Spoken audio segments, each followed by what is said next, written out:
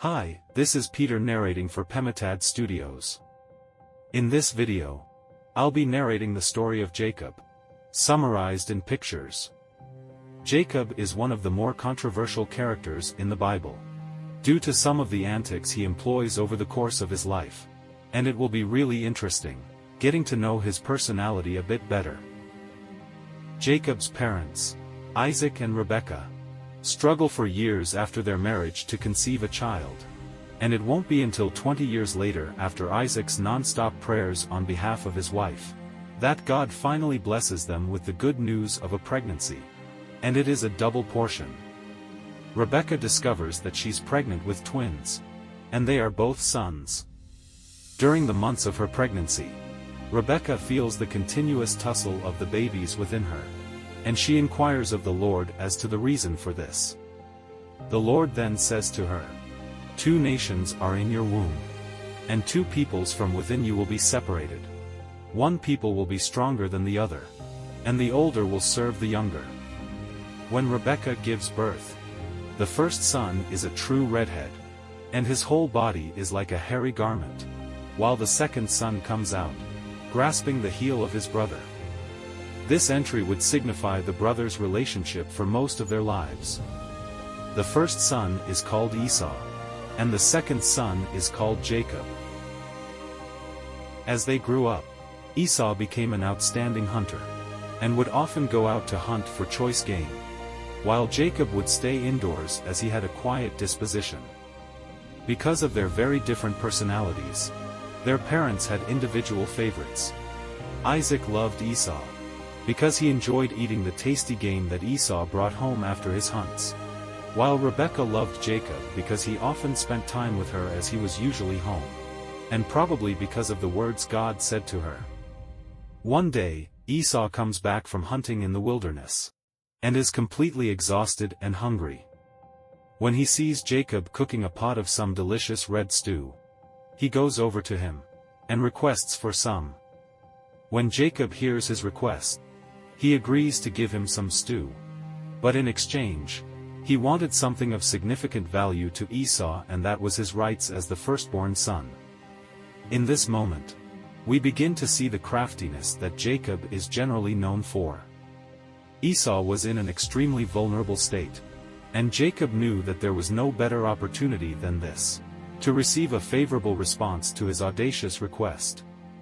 When Esau hears Jacob's request, he agrees without hesitation, as he is not in the best state of mind to think it over properly. Jacob then serves Esau some bread and some red lentil stew, but not before he has Esau swear an oath, relinquishing his firstborn rights. Time passes by, and Esau marries not one, but two foreign Hittite women at the age of 40, and they bring confusion and disarray into a once peaceable and stable family. When Isaac becomes very old, he loses most of his eyesight and can barely make out anything or anyone. One day, as he lays on his bed, he calls for his firstborn son, Esau, and tells him to go out into the open country and hunt some wild game, which he should then use to prepare his absolute favorite dish.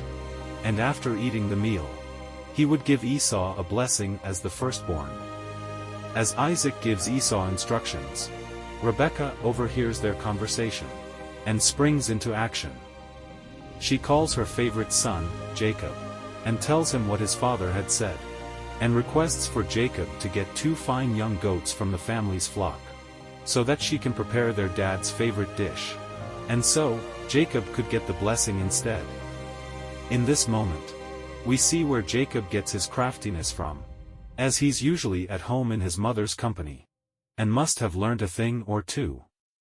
Jacob hesitates at first when he hears his mom's instructions, probably because he still felt a bit guilty about the firstborn rights he had deceitfully gotten from his brother. He expresses his concerns about the plan, and tells her that he's not as hairy as his brother, but his mother urges him on, and he does as she has instructed. When he gets the two goats, Rebekah prepares Isaac's favorite dish, and then covers Jacob's arms and the smooth part of his neck with the skin of the young goats. She also gets Esau's favorite clothes, and gives them to Jacob to put on. When she is satisfied with the arrangements, she hands Isaac's favorite dish to Jacob, along with some freshly baked bread, straight out of the oven. Jacob then nervously takes the tray of food to his father's room, and lets him know that his meal is ready. Now, Isaac can't see because of his failing eyesight, but he notes that the voice sounds like Jacob.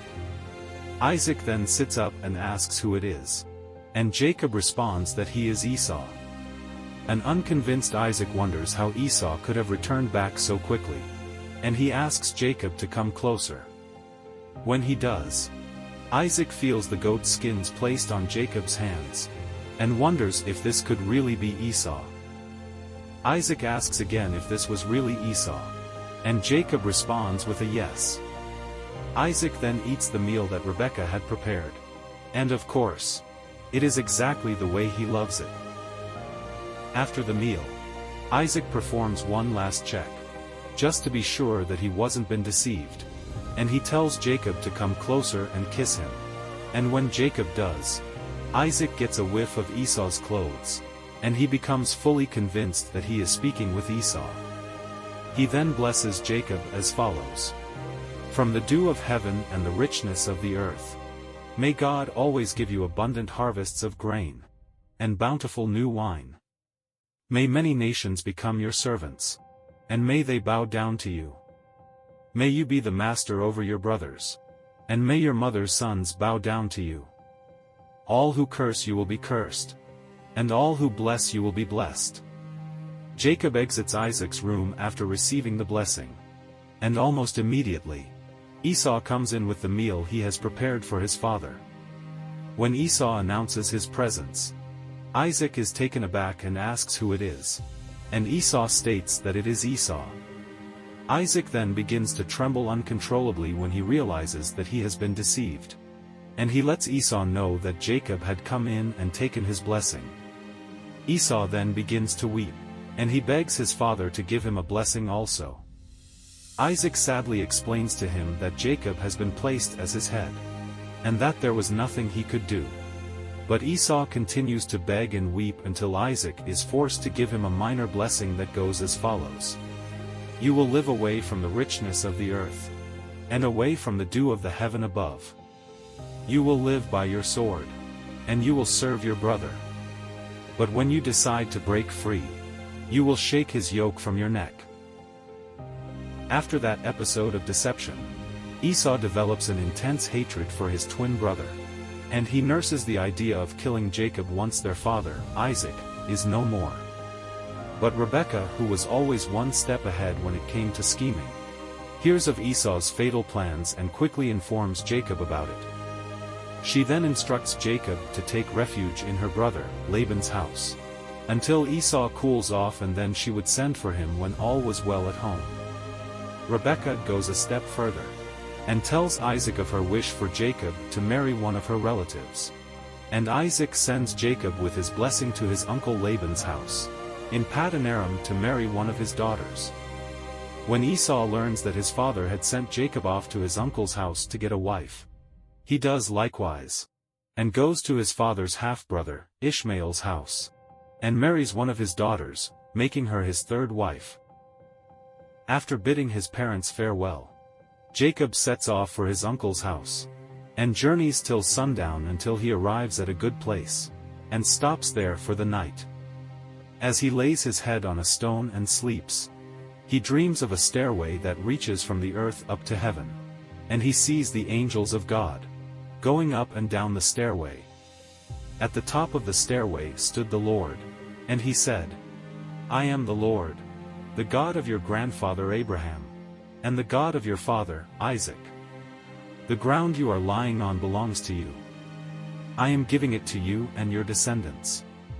Your descendants will be as numerous as the dust of the earth. They will spread out in all directions, to the west and the east, to the north and the south. And all the families of the earth will be blessed through you, and your descendants. What's more, I am with you, and I will protect you wherever you go. One day I will bring you back to this land.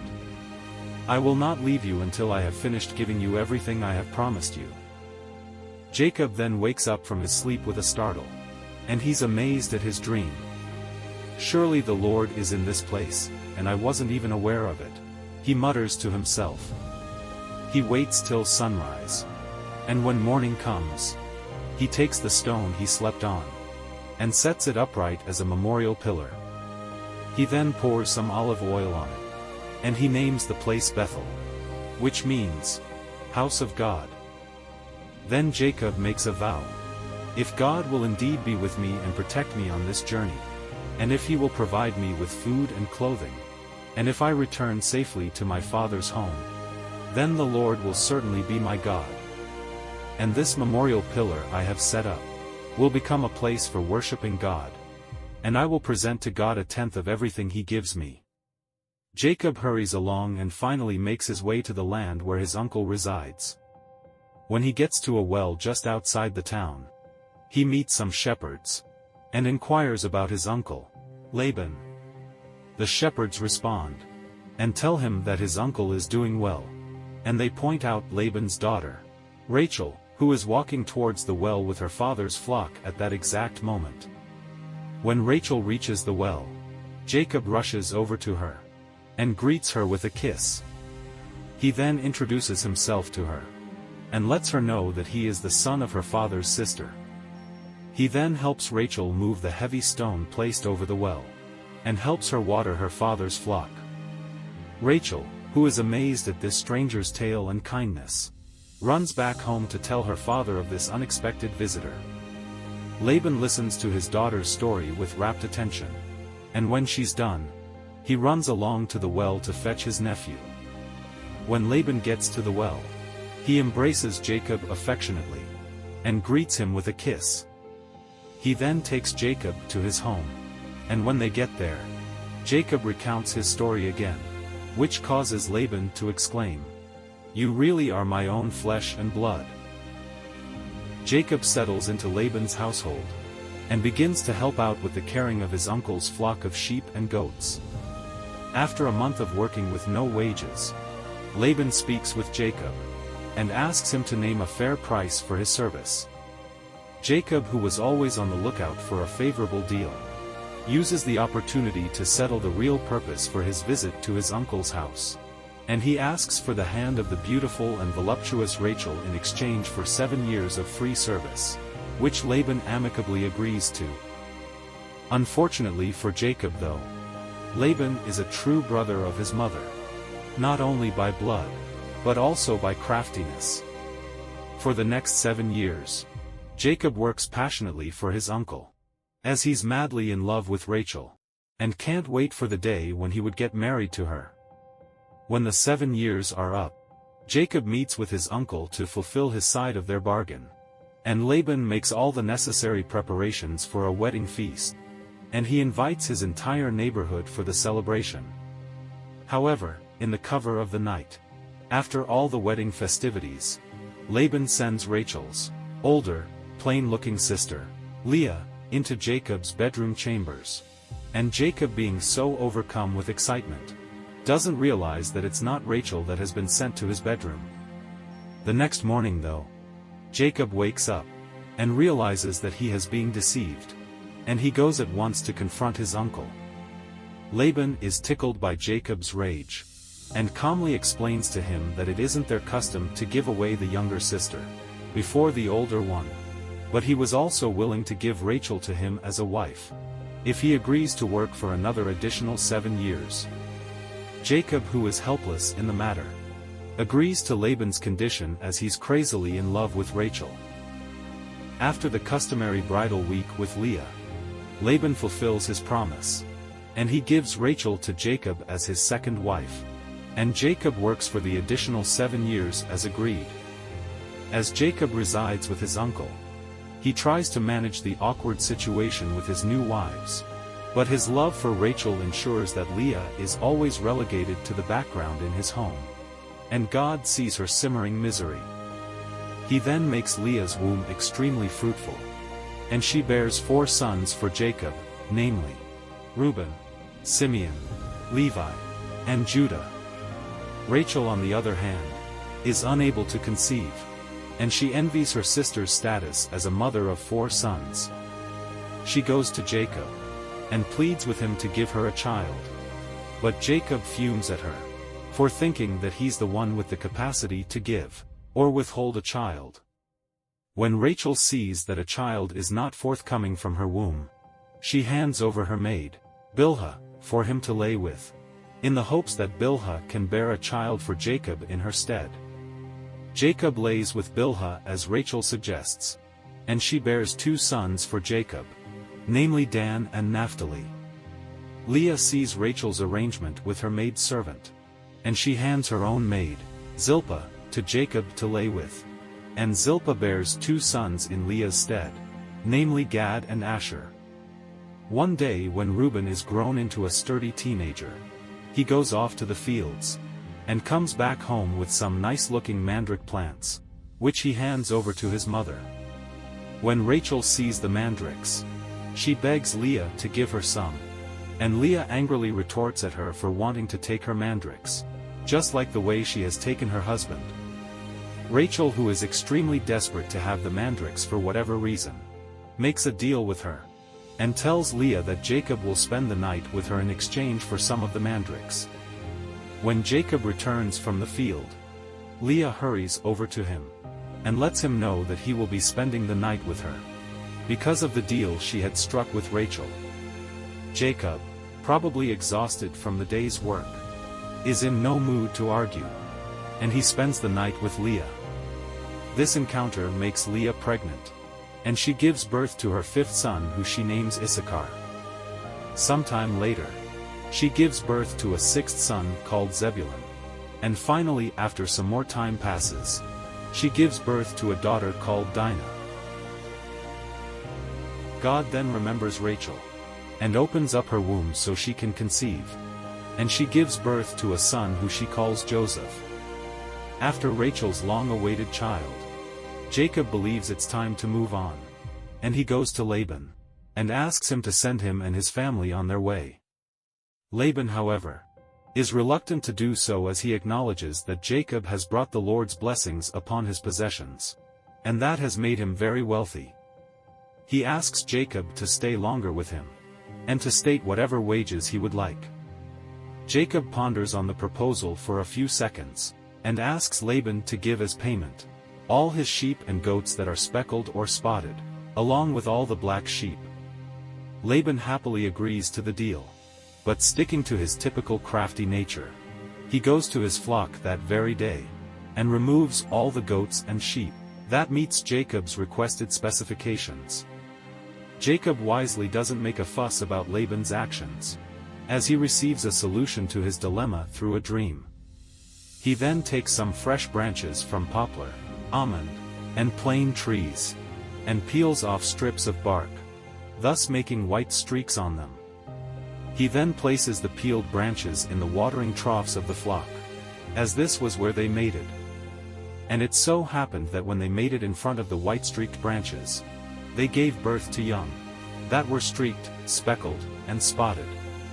Jacob then amplifies the plan by only putting the white-streaked branches in the trough when the stronger females were ready to mate, and this built his own flock to a very large one, and he became very wealthy, and was able to acquire female and male servants, and many camels and donkeys.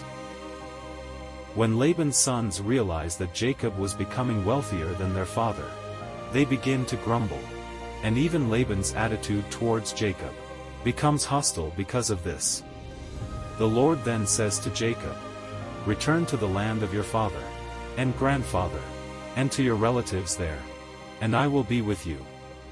Jacob tells his wives of his decision to return to his own land, and they wholeheartedly agree with it. So on a day that Laban is busy with the shearing of his sheep, Jacob sets off secretly with his family and all his possessions.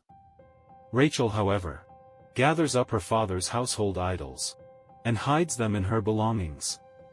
When Laban hears of Jacob's departure with his entire household, he goes after them, but God makes sure to warn him in a dream not to trouble Jacob. When he catches up with Jacob, he berates him for leaving without informing him. and also demands the reason for Jacob taking his household gods. Jacob explains that he was afraid of what Laban might do if he told him of his departure. And also, as regards the second offense, he didn't take his household gods. But if any member of his family did, then that person would be killed. Laban searches through Jacob's possessions, but doesn't find his gods. When he gets to Rachel's tent, he finds her sitting down. And unknown to him, she's sitting on his household gods. She then lies to him that she's on her monthly period, and can't get up to greet him.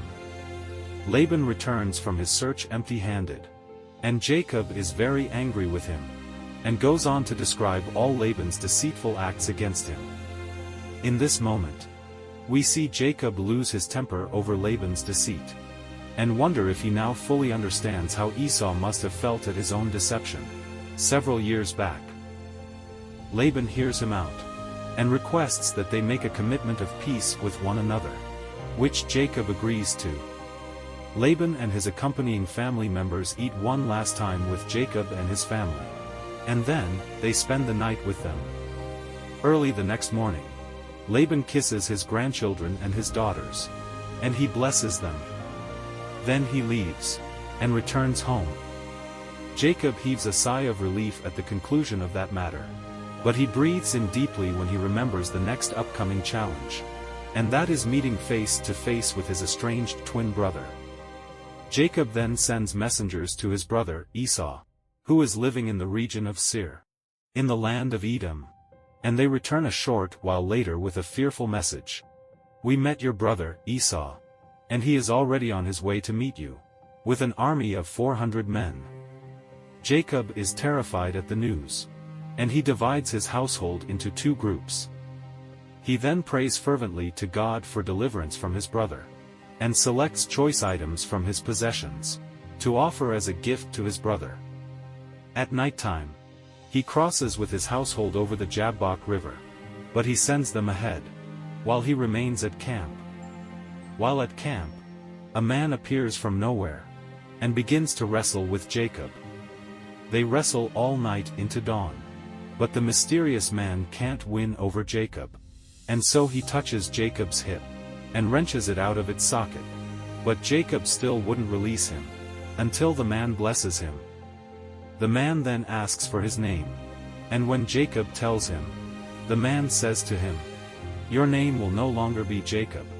From now on you will be called Israel, because you have fought with God, and with men, and have won." Jacob then leaves the camp, and makes his way ahead of his family, in preparation for Esau's meeting. He arranges his family, and puts the maids with their children first, then Leah and her children, and lastly, Rachel with Joseph. When the brothers meet, Jacob bows to the ground to show total humility to his brother. Esau then runs over, and embraces his long-lost brother, and they both weep profusely for some time. Jacob, who is extremely elated to see his brother's smiling face, pleads with him to take the gifts he has prepared for him. But Esau refuses, as he has also become extremely wealthy. When Jacob doesn't relent on his offer, Esau finally accepts his gift, and offers to lead Jacob and his family to his home in Seir. Jacob, who is relieved at his brother's warm welcome, still doesn't feel comfortable living close to his brother, and he deceives him yet again by telling him that he would follow closely behind. However, when Esau leaves for Seir with his men, Jacob diverts to another location, namely, Sukkot. There he builds himself a house, and makes shelters for his livestock. After some time in Sukkot, Jacob moves with his family to the town of Shechem, in the land of Canaan. Years pass by, and Jacob's family is thriving, and growing in the town of Shechem. One day, Dinah, Jacob's daughter, goes into town to visit some of the ladies, and the local prince, Shechem, son of Hamor, sees her and rapes her. After his despicable act, Shechem decides to marry Dinah, as he's now in love with her. When Jacob hears the news, he's heartbroken, as any loving father would be. But he holds his peace until his sons arrive from the field. When his sons are informed of Shechem's shameful act, they rush back home. And their fury knows no bounds. Hamor and Shechem then come to visit the family of Jacob, and plead with them to give their consent to the marriage. Unfortunately for Shechem and Hamor, they aren't aware that deceit is a very common trait in the Jacob household. And so, they believe without a doubt the conditions placed before them by Jacob's sons. The sons tell Shechem and Hamor that they would need to be circumcised before they can allow Dinah marry Shechem, and Hamor agrees. Hamor and Shechem then go back into the town and convince the rest of their townfolk to get circumcised. And since Hamor and Shechem were influential members of the community, all the men of the town agree to get circumcised. However, 3 days later after the men had undergone circumcision, 2 of Jacob's sons, the fearsome duo of Simeon and Levi, go into the town and slaughter all the men there. And there is no opposition, as all the men are still healing from the circumcision. The rest of Jacob's sons arrive at the gruesome scene, and they plunder the town from top to bottom, and cart away everything that is of value. When Jacob confronts Simeon and Levi about their excessive brutality, they defend their actions with a scornful retort, stating that Shechem had treated their sister like a prostitute, and so, he was deserving of his fatal end. The Lord then instructs Jacob to move his family to Bethel, which he does. When he gets to Bethel, he builds an altar to God, and God appears to him, and reaffirms all the promises he had earlier made to him, stating that he will make him a great nation, and kings will be among Jacob's descendants. After some time, Jacob moves his family from Bethel toward Ephrath. But Rachel, who is heavily pregnant with her second child, goes into labor while they journey along, and the family's travel is halted. As Rachel struggles to give birth amidst very intense labor pains, she feels her life slipping away, and is overcome with sorrow. As she heaves one final push, that releases her newborn son into the world. With her last breath, she names him Benoni, which means, son of my sorrow. Jacob, however, upon holding his newborn son, renames him Benjamin, which means, son of my right hand.